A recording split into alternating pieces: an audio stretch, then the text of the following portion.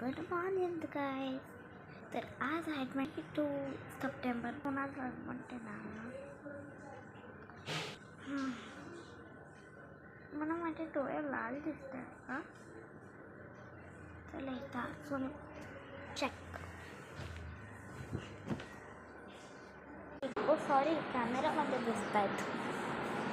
आता दिसत आहेत. आता वाजले 10:56, 10:30. आता 11:45 व्हायला आलेत. 11:30 वाजता मला जायचं आहे खेळायला.